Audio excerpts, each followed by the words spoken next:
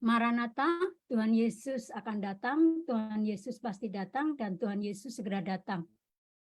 Saudara-saudara, mari kita baca di dalam Lukas 6 ayat 39. Lukas 6 ayat 39.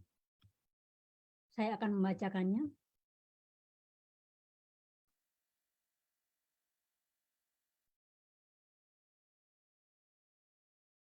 Yesus mengatakan pula suatu perumpamaan kepada mereka, dapatkah orang buta menuntun orang buta? Bukankah keduanya akan jatuh ke dalam lubang? Saudara-saudara, ini adalah pengajaran dari Tuhan kita Yesus Kristus. Meyer's New Testament Commentary ini mengatakan bahwa di dalam Lukas 6 ayat 39 ini tidak ada hubungannya dengan ayat-ayat sebelumnya, di mana di dalam perikop itu dikatakan jangan menghakimi.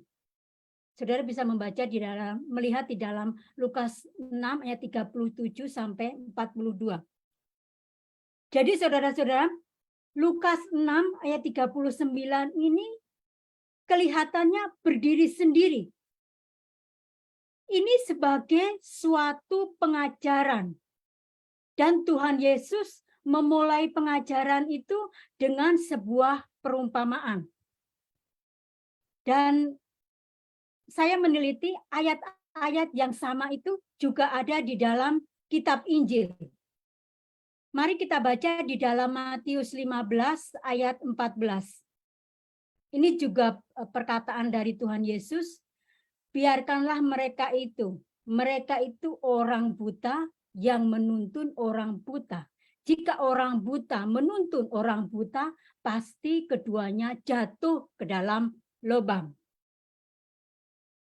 Dan hari ini saya juga menyertakan Amsal, karena Amsal ini merupakan seperti sebuah pengajaran juga, ajaran untuk saudara itu berdiri teguh di atas ajaran, saudara itu mendengarkan pengajaran, mencari pengetahuan. Amsal 19 ayat 27. Saya akan membacakannya, Amsal 19 ayat 27. Hai anakku, jangan lagi mendengarkan didikan. Kalau engkau menyimpang juga dari perkataan-perkataan yang memberi pengetahuan. Saya akan membacakannya di dalam versi bahasa Inggrisnya ya. Teach my son to heed the instruction that cause to err from the words of knowledge. Saudara-saudara, di dalam bahasa Indonesia itu kadang agak berbeda, begitu ya. Sebenarnya terjemahan aslinya, kalau kita terjemahan di dalam bahasa Indonesia itu seperti ini. Hai anakku, berhentilah mendengarkan pengajaran yang sesat, tetapi dengarkanlah kata-kata yang memberi pengetahuan. Ini ada di dalam NIV. Stop listening to instruction, my son, and you will stray from the words of knowledge. Di dalam terjemahan bahasa Indonesia itu memang agak sulit ya. Kalau saudara membaca kata demi kata memang agak sulit untuk mencerna. Hai anakku, kalau engkau berhenti mendengarkan didikan, maka engkau akan berpaling dari kata-kata yang memberi pengetahuan. Jadi jelas sekali saudara-saudara, perumpamaan Yesus ini seperti ini. Yesus itu sedang berbicara mengenai hubungan antara guru dengan murid. Yesus itu juga mau berkata, apabila engkau itu salah mencari guru, maka engkau juga itu akan salah untuk menerima didikan dan menerima ajaran. Apabila engkau mendengarkan ajaran yang sesat atau belly teaching, maka engkau akan berhenti dari pengajaran yang membawa kepada kehidupan. Dan apabila engkau itu berhenti untuk mencari guru yang sound doktrin, maka engkau akan berpaling dari pengajaran yang membawa kehidupan. Kalau engkau itu berhenti untuk berdiri teguh di atas ajaran yang sehat atau sound doktrin, maka sesungguhnya itu engkau sedang tersesat. Saya akan ulangi sekali lagi ini. Apabila engkau ini berhenti atau keluar dari ajaran sound doktrin, ajaran yang sehat itu, maka sesungguhnya engkau itu berada di jalan yang tersesat. Jadi saudara-saudara, perumpamaan yang dikatakan oleh Tuhan Yesus itu adalah sebuah peringatan agar kita itu hati-hati di dalam kehidupan ini. Di dalam kehidupan ini kita itu mempunyai tanggung jawab untuk mencari didikan yang benar. Yang mana dari guru yang hanya mengajarkan ajaran yang sehat. Amin. Saudara-saudara, kita dulu itu adalah buta karena kita tidak mengerti ajaran yang sehat. Apabila kita yang buta ini mencari guru yang juga buta, yang tidak mengenal ajaran yang sehat, maka resikonya itu saudara dan guru yang buta itu akan masuk ke dalam lubang. Kita yang buta akan ajaran yang sehat akan tetap menjadi buta apabila kita itu juga diajar oleh guru yang buta akan pengajaran, guru yang buta akan ajaran yang sound doktrin. Saudara-saudara yang dikasihi di dalam Tuhan kita Yesus Kristus, ketika Tuhan Yesus itu ada di bumi ini, Dia itu adalah Tuhan dan guru, bahkan soko guru. Kalau saudara sering mendengarkan khotbah saya sering menyebutnya guru agung. Karena memang setiap perkataan yang dikatakan oleh Tuhan Yesus itu mengandung sebuah pengajaran, mengandung sebuah kebenaran. Amin. Setiap perkataan dari Tuhan Yesus itu adalah ajaran yang sehat.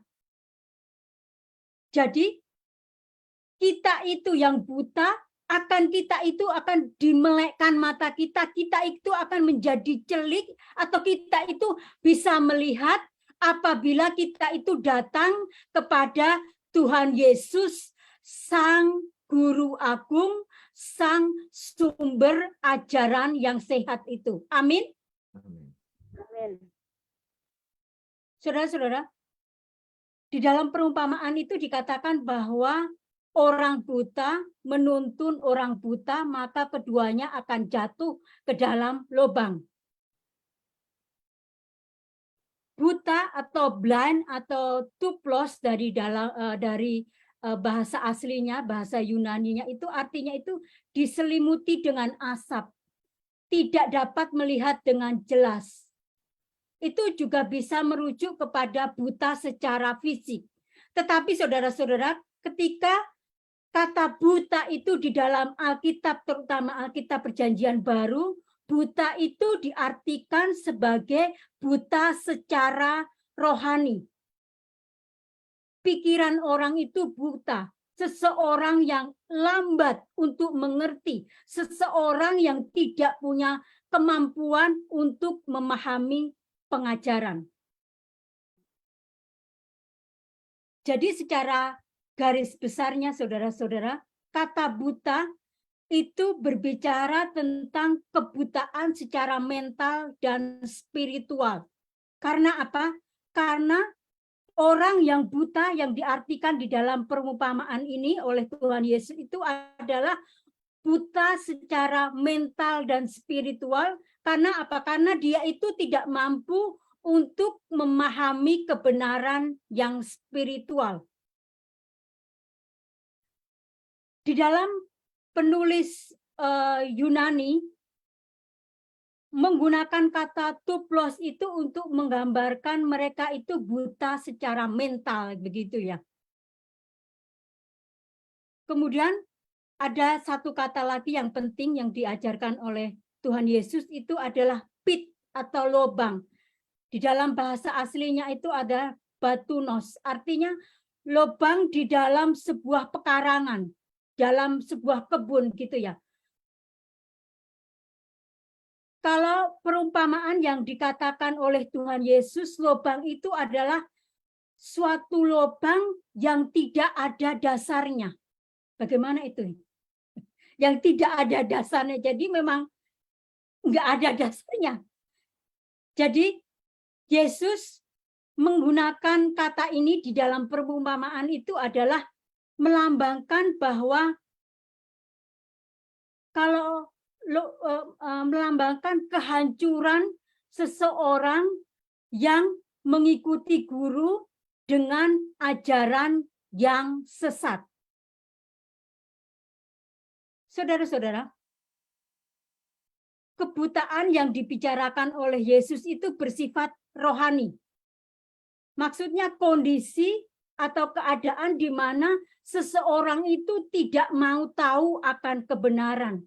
Kondisi dan situasi di mana seseorang itu tidak bisa memahami pengajaran-pengajaran Tuhan Yesus, tidak mau memahami kehendak Tuhan di dalam kehidupannya.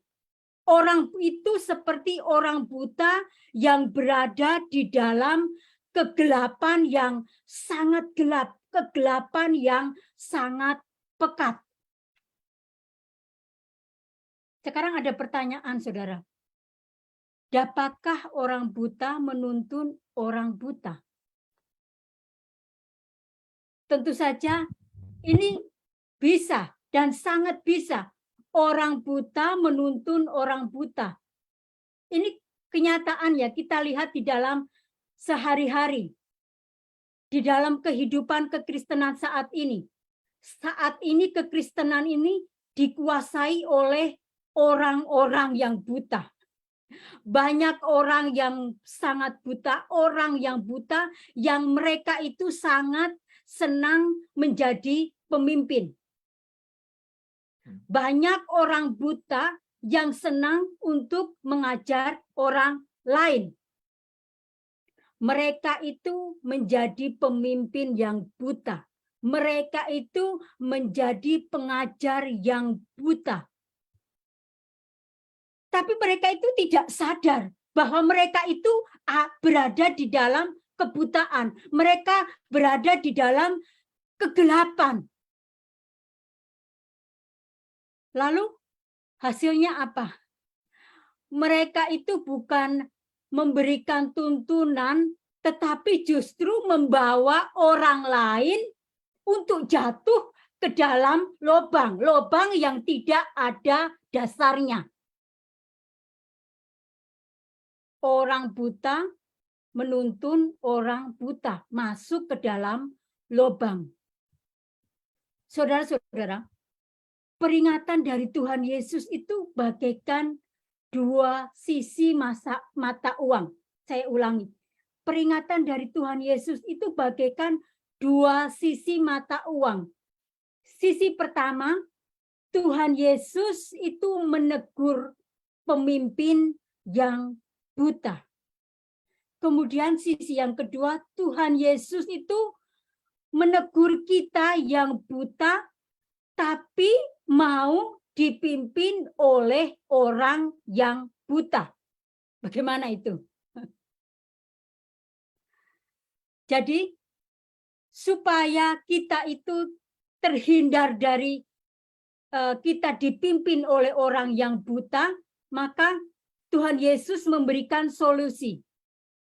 Di dalam Matius 6 ayat 22 sampai 23. Pendeta Wanda akan membacakannya. Matius 6 ayat 22 sampai 23. Ayat ini akan saya share supaya semua bisa melihatnya.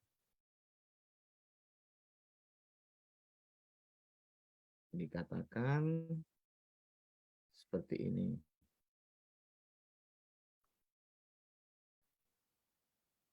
Mata adalah pelita tubuh. Jika matamu baik, teranglah seluruh tubuhmu. Jika matamu jahat, gelaplah seluruh tubuhmu. Jadi jika terang yang ada padamu gelap, betapa gelapnya kegelapan itu. Saudara-saudara, kita itu harus bersinar terang. Maka kita ini maka mata kita membutuhkan terang. Kita mengerti bahwa mata yang terang pun kadang tidak bisa melihat terang apabila berada di dalam kegelapan, apabila berada di tempat yang gelap.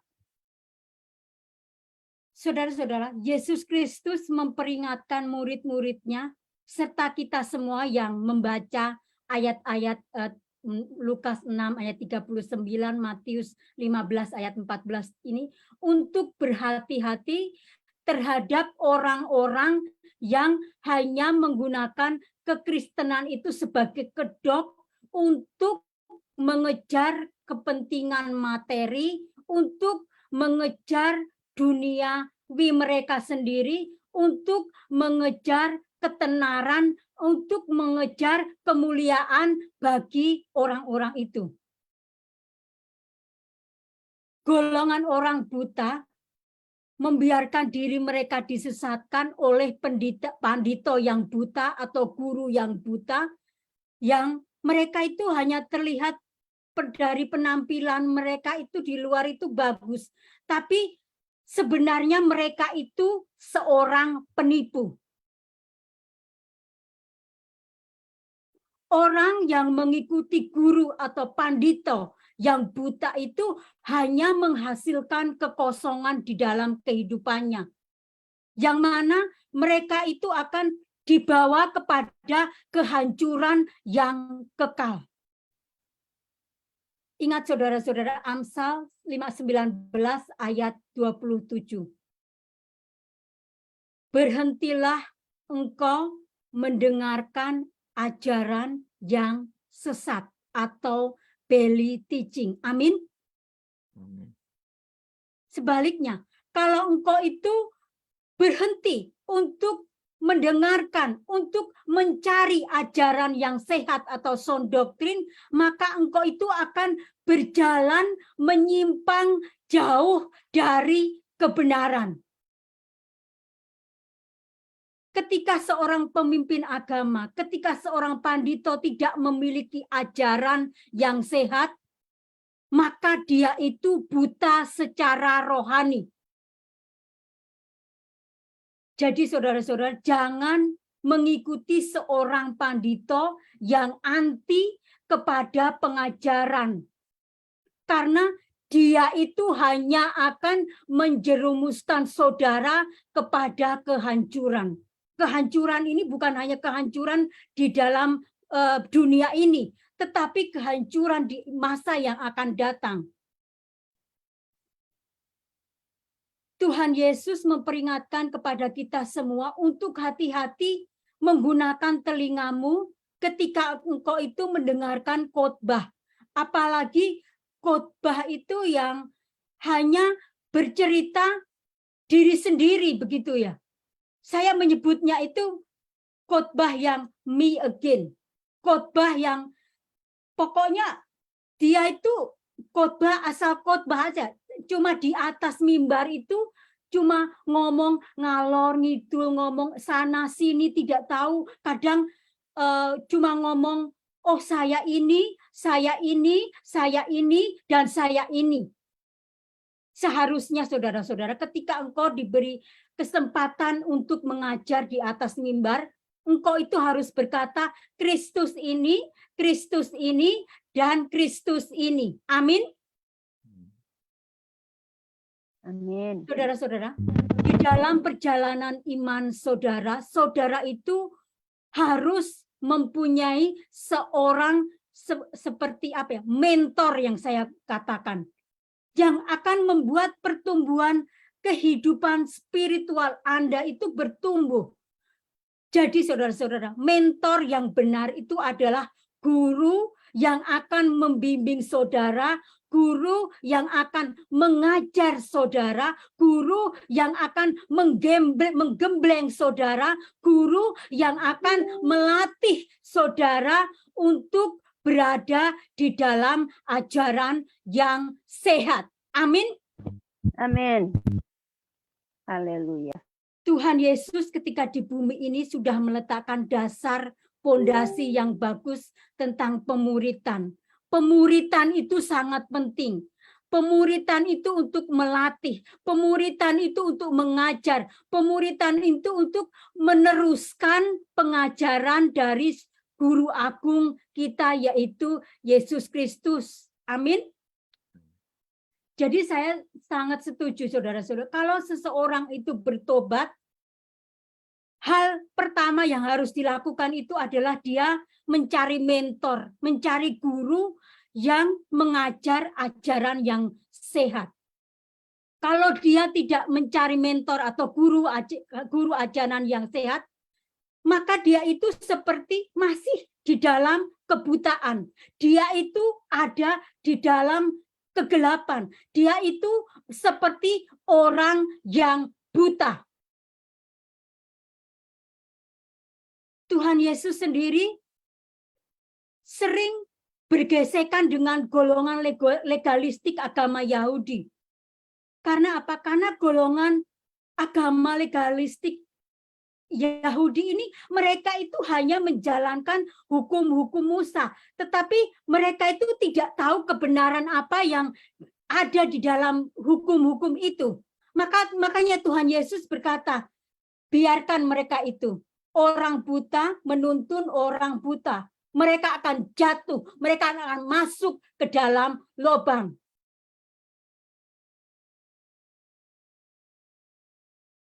Beberapa hari yang lalu ada seseorang berkata begini, Bu Erna, ada teman kita sudah masuk di geng Korah.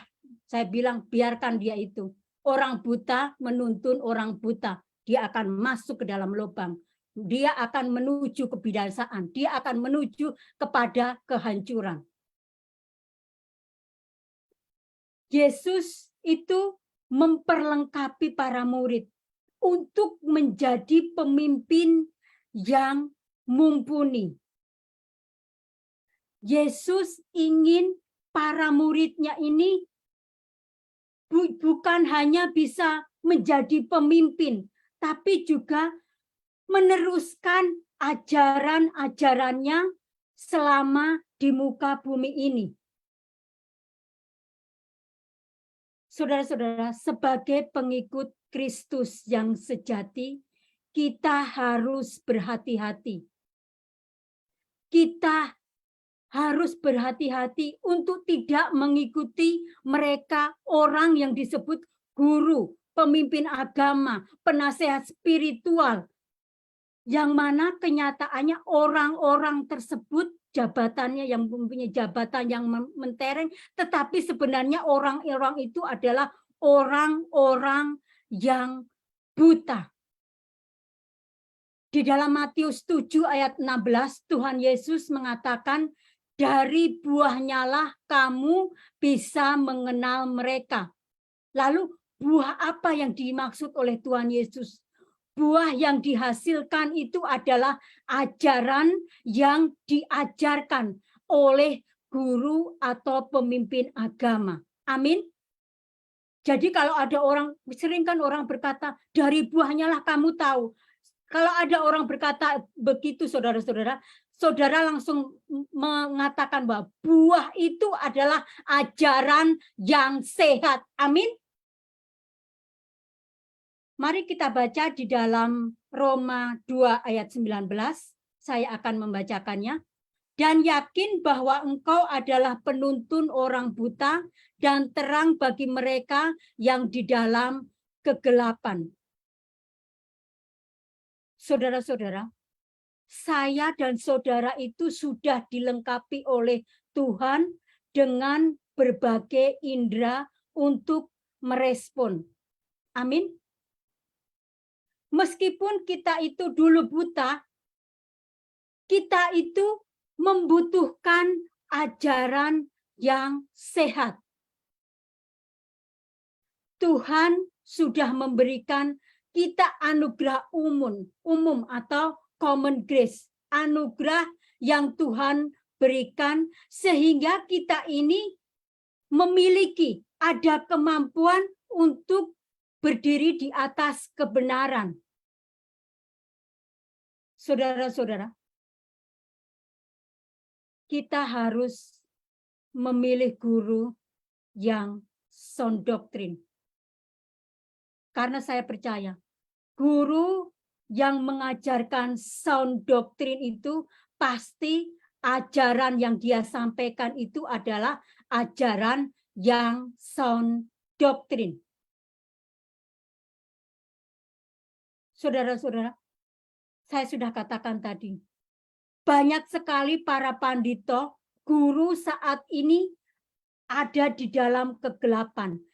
Mereka itu saat ini orang-orang guru-guru yang buta. Mereka itu tidak menyadari bahwa mereka itu ada di dalam kebutaan.